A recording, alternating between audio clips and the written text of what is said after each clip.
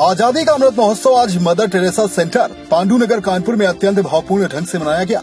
आजादी का अमृत महोत्सव आज mother Teresa centre Pandu Nagar Kanpur में अत्यंत भावपूर्ण ढंग से विद्यालय के छात्र छात्राओं की अद्भुत प्रस्तुति के साथ मनाया गया।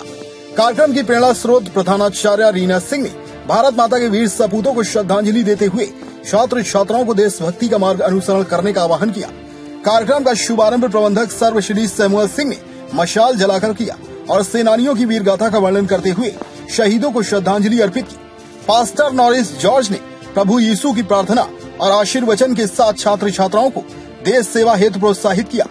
कार्यक्रम के मुख्य अतिथि श्री अखिलेश कुमार पांडे ने अपने ओजपूर्ण उद्बोधन में मातृभूमि की गरिमा को सर्वोपरि रखने के लिए छात्र छात्राओं को प्रेरित किया। प्रणेता द्वय श्री अमरेश त्रिपाठी एवं अमिता शुक्ला ने विस्मरित हो चले शहीदों की याद दिलाई और संस्कृति को बनाए रखने की प्रेरणा दी। वंदे मातरम की जानूढ़ी प्रस्तुति आशी तथा तान्या चौरसिया, नव्या समायरा, प्रिया श्रीवास्तव, इशिता, दिव्या एवं मनीषा शर्मा द्वारा दी गई।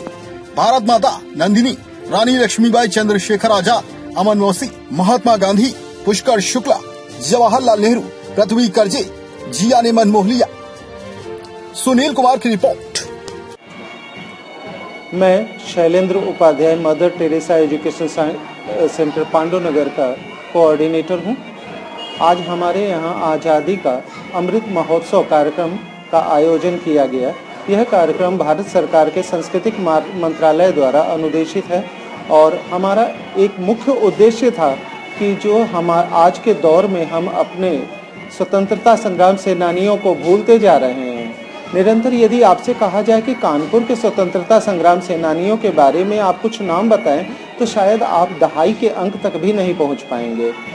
क्या उन्होंने बलिदान इसी खातिर किया था कि हम उनको विस्मरित कर दें, उनको हम भुला बैठे हैं? इसके लिए हमारी एक अध्यापक होने के नाते हमारी ये नैतिक जिम्मेदारी बनती है कि हम बच्चों को प्रेरित करें और उनको हमेशा ये याद दिलाते रहें कि किस तरह से हमारे लिए स्वतंत्रता संग्राम सेनानियों ने शहादत दी और इसी क्रम में हम उनके नाम को पुनर्जीवित करने का एक प्रयास कर रहे हैं और स्वतंत्रता संग्राम सेनानियों को एक श्रद्धांजलि देने का एक कार्यक्रम हमने आज़ादी के अमृत महोत्सव में जोड़ा है।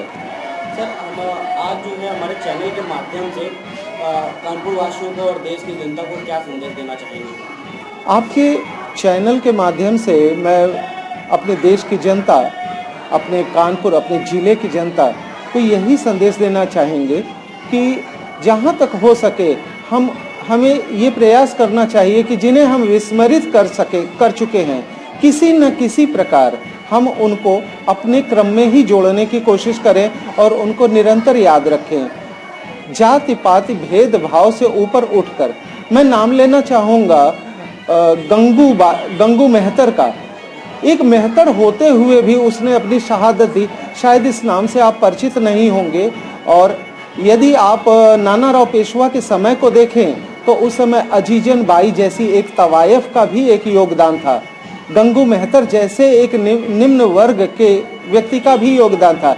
ये निम्न नहीं थे, वास्तव में ये किसी ब्राह्मण, किसी क्षत्रिय, किसी वैश्य से भी ऊपर थे।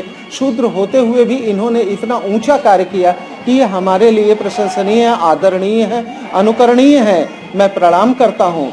जाति पाति से ऊपर उठकर हमें कुछ ऐसे ही विचार रखने चाहिए और देश की एकता और अखंडता के लिए हम अपने बच्चों को आगे बढ़ाते रहें। हम लोग आगे आने वाली पीढ़ी के लिए एक शिक्षक, एक चाणक्य बनने का कार्य करें, एक तात्या टोपे बनने का कार्य करें, जिससे आने वाली पीढ़ी में और ज्यादा रानी लक्ष्मीबाई पैदा की जाए। देश प्रदेश की हर छोटी बड़ी खबर के लिए सब्सक्राइब करें हमारा चैनल RTI News 24 और बेल आइकन दबाना ना भूलें, जिससे हर खबर आप तक पहुंचा सके हम सबसे पहले।